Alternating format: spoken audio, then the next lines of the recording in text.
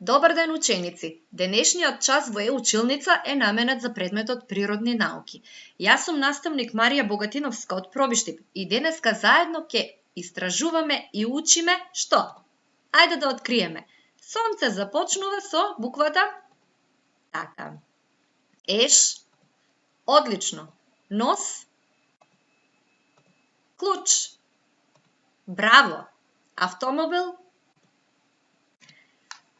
Кои букви ги добивме? С, Е, Н, К, А. А од нив добивме збор сенка. Денеска ќе правиме разни видови сенки. Ќе истражуваме од што зависи нивниот изглед, ќе истражуваме од што зависи нивната големина и ќе се забавуваме со сенки. Овој час се вика направи сенка. Ќе научиме да ги идентификуваме различните сенки од различни предмети. Ќе научиме како се произведуваат сенка, нивната големина и форма и дека прекинот на зракот на светлината ја произведува сенката. А ќе научите и дека позицијата на зракот светлина дава различна големина на сенката и понекогаш таа предизвикува оптичка илузија. За овој час ќе ви бидат потребни повеќе материјали. Светилка, што може да биде ламба електрична или џебна светилка на батерија, потоа стаклена чаша, пластично шише, некој пластичен капак од полупропуслива пластика, предмети од дрво, метал или било кој друг непровиден материјал и ситни играчки по избор, што ќе ти бидат потребни за истражувањето. Секако, училишниот прибор и тетратката по природни науки ќе си ја подготвиш и твојот учебник по природни науки и работните листови. Подготви се и продолжуваме. Пред да почнеме да ги истражуваме сенките, да повториме накратко. Кој е главен извор на светлина? Одговорите давај ги со цели реченици. Одлично. Главен извор на светлина е сонцето. Каков извор на светлина е сонцето? Така, сонцето е природен извор на светлина. Какви други извори на светлина постојат?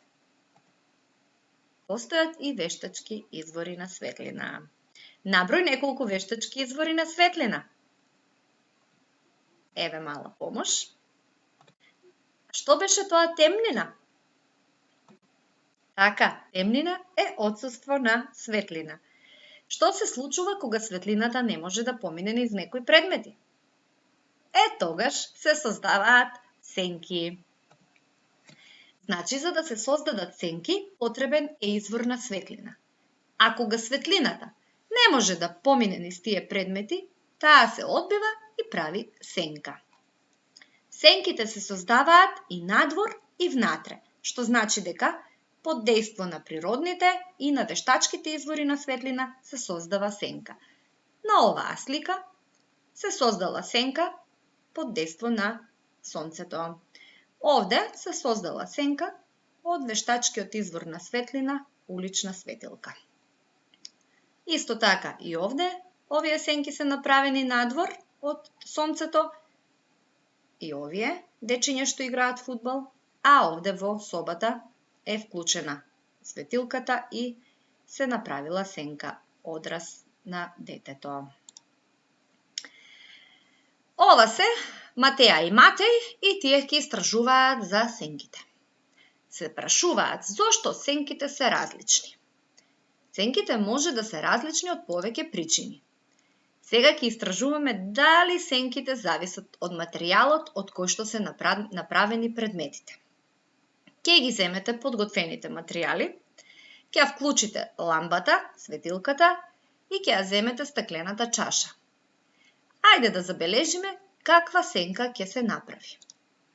Сигурно вашата сенка личи на оваа.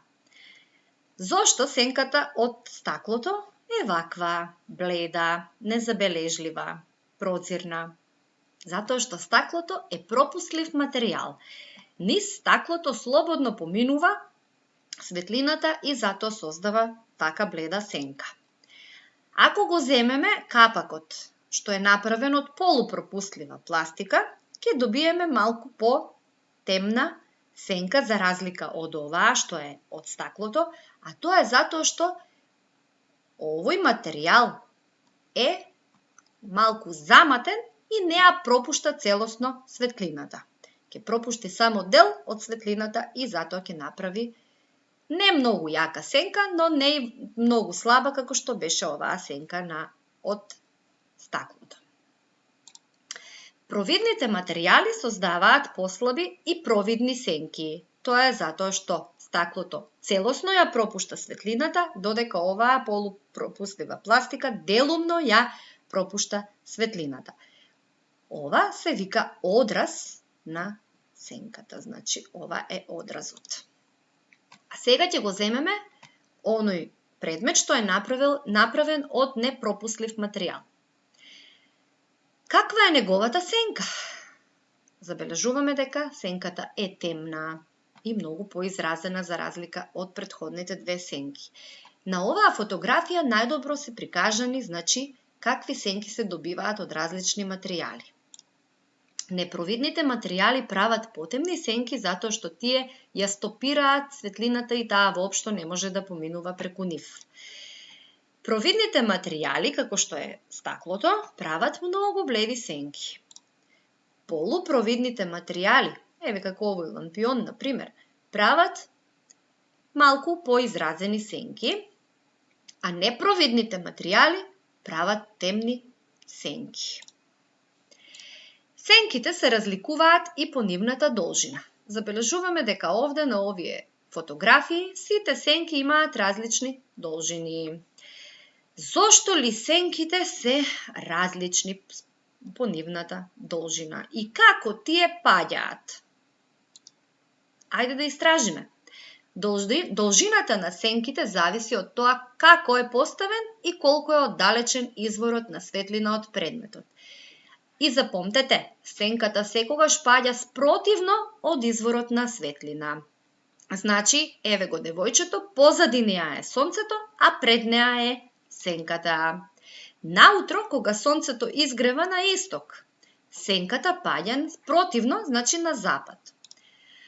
Напладне сонцето е над нас, а сенката е под нас и тогаш е најкратка. А попладне сонцето оди кон запад, значи спротивно од оно што беше кога беше утро, и сенката во тој случај ќе биде спротивно, значи ќе оди кон исток.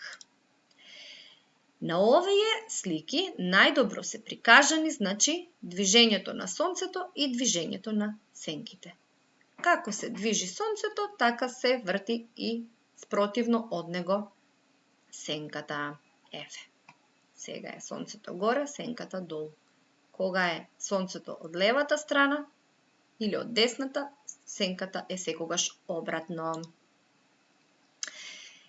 Да правиме сенки и да ги истражуваме.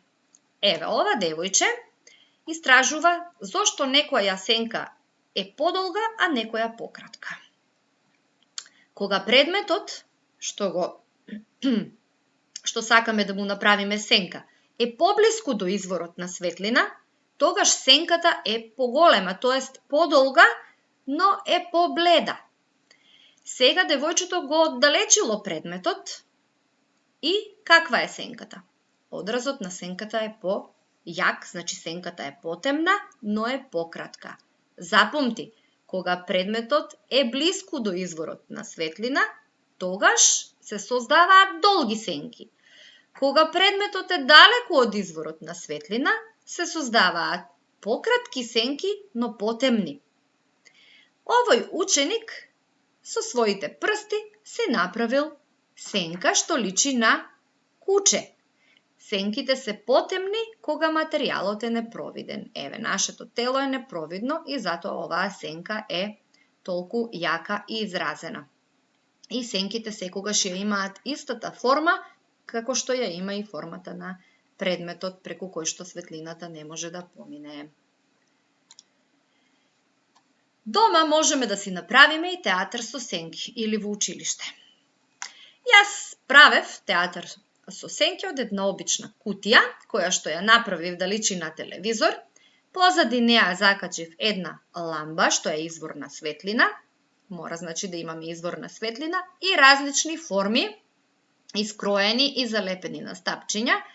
И така на учениците им правев театар со сенки. Дали можете да откриете за која приказна станува збор?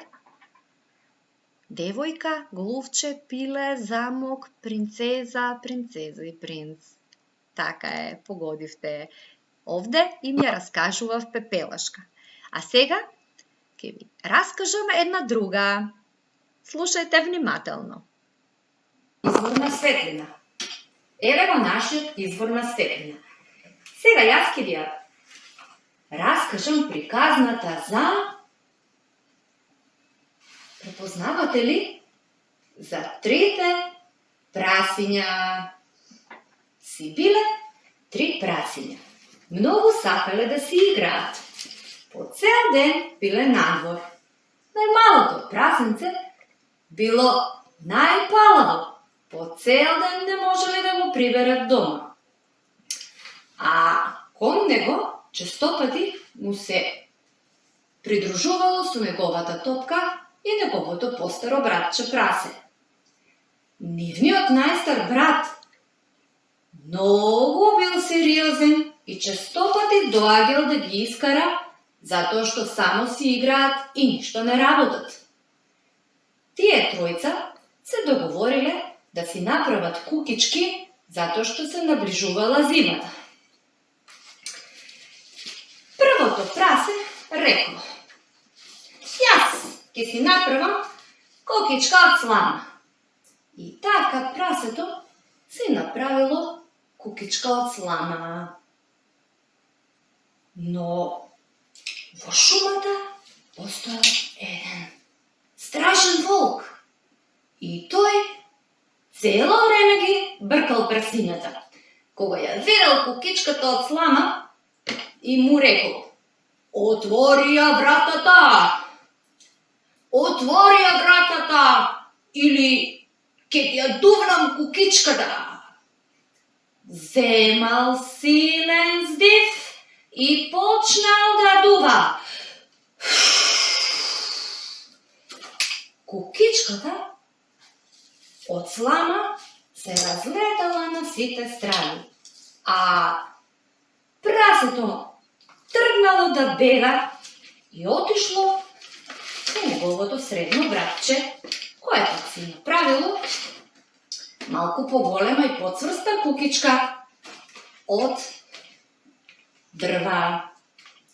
Кукичката од дрва била малку посигурна, но волкот и таму ги нашол.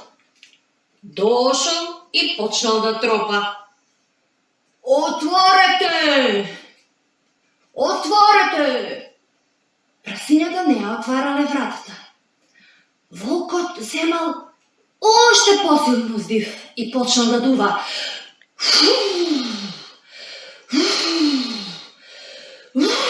И успел да ја сруши и кукичката од дрва. Двете прасиња многу се исплашиле и веднаш почнале да трчаат, да бараат помош од нивниот најстар брат, кој што бил највреден и си направил вистинска куќа од цигли. Волкот ја пронашол и таа куќа и почнал да вика: отворете! Отворете! А прасињата се смееле од прозорецот. Не ти отвараме, не ти отвараме. Сега ќе видите како ќе ви ја срушам куќата.